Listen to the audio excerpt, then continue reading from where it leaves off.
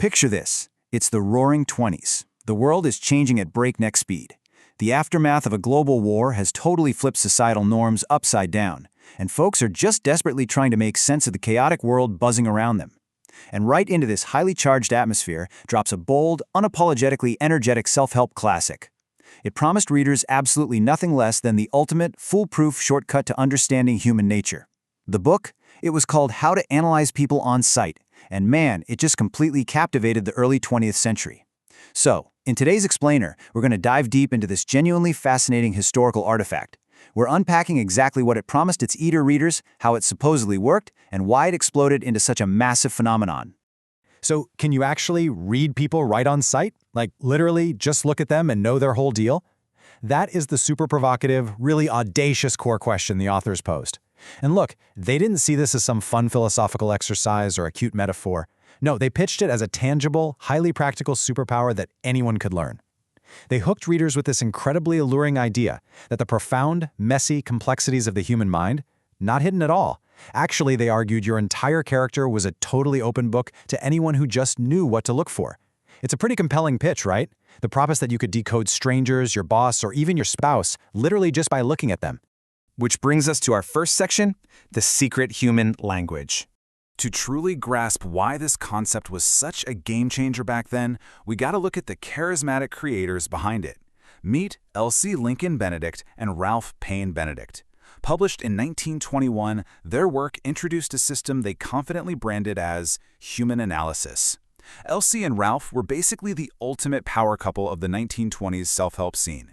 Elsie, especially, was this highly sought-after public speaker with a totally bombastic, incredibly confident style. She would pack entire auditoriums with people eager to hear her theories.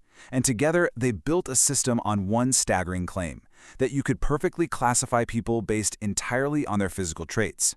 They seriously believed the human body was a literal billboard for the mind, and they were here to teach you the visual language to read it. And honestly, their delivery was a massive chunk of their success. The writing style of the book was just so direct, so energetic, and completely stripped of any dense, boring academic jargon. They wrote with just absolute, unwavering certainty. For example, the book confidently declares that human nature is not a dark mystery, it is a completely open book. That kind of bold assurance, it was totally contagious. It was this punchy, motivational style that perfectly clicked with the booming self-improvement space of the time. They promised simple, actionable ways to master social dynamics and delivered it with an enthusiasm that made readers feel like they were being handed the literal keys to the universe. All right, moving on to Section 2, the core theory, and how exactly they went about mapping the mind. So, the fundamental assumption powering this whole system is fascinating, even if, spoiler alert, we now know it totally misses the scientific mark. The Benedicts provided their readers with a literal map to the mind. They told their audience to hyperfocus on 4 key physical traits. First, you look at a person's body shape. Then, you study the distinct angles of their facial features. Next, you watch their gestures, and finally, you observe their general baseline behavior. By piecing these visual clues together like a giant puzzle, the authors claimed you could easily unlock a person's inner emotional landscape. You could spot their hidden strengths and zero in on their fatal weaknesses. Just think about how wild a claim that is. The idea that absolutely nothing about your inner self is hidden, as long as someone knows how to analyze the shape of your face. The payoff they promised was so alluring, and it basically boiled down to this really simple 3-step 1920s sales pitch. Step 1. You actively observe the physical appearance of the person standing right in front of you. Step 2. You use those physical clues to slot them into a very specific personality category. And Step 3, the grand finale. You use this secret intel to vastly improve your relationships and absolutely skyrocket your personal success. The authors argued that mastering this wasn't just some neat parlor trick. It was a virtual guarantee for better communication and unmatched business success. I mean, if you knew exactly who you were dealing with just by looking at them, you held all the cards, right? Which leads us perfectly into Section 3, the 5 physical types, where the actual classifying happens. Now, this is where we take a deep dive into the actual field guide they created. Look, forget modern personality tests like the Myers-Briggs or the Enneagram. Back in 1921, the Benedicts confidently declared that all of human complexity could be elegantly stuffed into exactly 5 buckets. Yep, just 5. They claim that every single human being you will ever meet fits neatly into one of these 5 physical and psychological types. It's wonderfully audacious, isn't it? Let's break down exactly what these 5 types are, and more importantly, what the authors claimed they literally looked like. Let's kick things off with the first category, the alimentive type. Now, the root of alimentive relates to food and nourishment, which is your first big clue.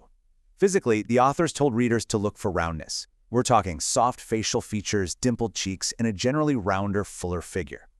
The Benedicts argued that this physical roundness mapped perfectly to a warm, jovial, and deeply comfort-loving personality. These are your highly social folks who take absolute joy in good food, great entertainment, and ultimate relaxation. Honestly, just picture the classic Santa Claus archetype. Energetic, larger-than-life hosts who really just want everyone around them to be well-fed and perfectly comfy. Next up, we have the thoracic type. To spot this type in the wild, the Benedicts said to look for a high chest, a vibrant or flushed skin tone, and rapid, lively physical movements. According to the book, these specific physical traits are hardwired to a personality defined by high energy, intense emotion, and just boundless enthusiasm. These individuals are incredibly active and expressive. If you are looking for someone with magnetic social skills who completely wears their heart on their sleeve, well, you were looking for a thoracic type. They were framed as the emotionally driven, dynamic firecrackers of any social group. Then we arrive at the muscular type. As you might guess from the name, physical identification here is all about sturdy construction. You're looking for square jaws, broad shoulders, sturdy hands, and a generally solid build. The authors connected these dense physical traits straight to a highly practical, hardworking, and action-oriented personality. These were the people who preferred being on their feet, getting into physical activity, and tackling direct, hands-on work. If there was a practical problem that needed immediate solving, without any drama, the muscular type was absolutely your go-to person. They embodied that ultimate roll-up-your-sleeves, let's-get-it-done approach to life. Fourth on our list is a delightfully antiquated term, the osseous type. Now, osseous literally relates to bone. So physically, readers were told to look for prominent joints, angular facial features, and a generally taller, more raw-boned stature. And the logic here is honestly kind of hilarious. The authors basically equated having a rigid, bony physical frame to having a highly rigid, structured mind. Osseous individuals were profiled as the organized, disciplined, and super careful thinkers of the world. They were the folks who placed a massive premium on order, method, and punctuality. The meticulous, uncompromising planners keeping the chaotic world neatly organized. Finally, we have the cerebral type. This category is all about the mind, and the physical description is, well, quite literal. To spot a cerebral type, the Benedicts said you should look for an unusually large head or a really prominent, high forehead, often paired with a much slighter, maybe even fragile physical body. The author's logic was that all of this person's energy was being routed straight up to their massive brain instead of their muscles. Because of this, cerebral individuals are presented as highly intellectual, thoughtful, and maybe a bit physically detached. They are the dreamers, the philosophers, and the visionaries, deeply invested in complex ideas and constant learning. All right, section 4, the goal of analysis, and let's talk about the practical applications. So, now that we've met the cast of characters, why did literally millions of people buy into this super specific system? Well, because it promised a foolproof formula for navigating life's biggest headaches.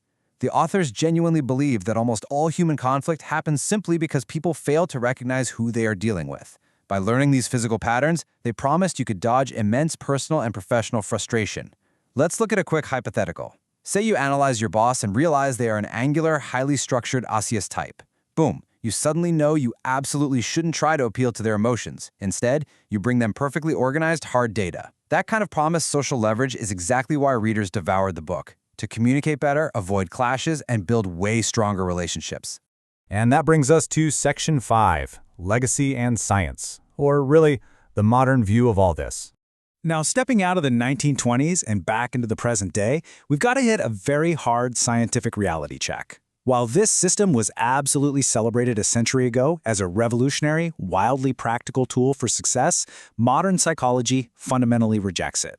Today, experts uniformly consider the book's methods to be completely debunked pseudoscience.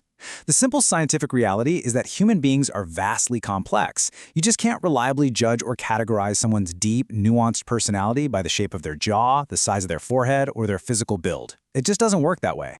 But listen, just because we're dismissing the science doesn't mean we should dismiss the history. This book didn't just magically appear out of thin air. It rode the cresting wave of a massive, early 20th century public obsession with psychology and self-improvement.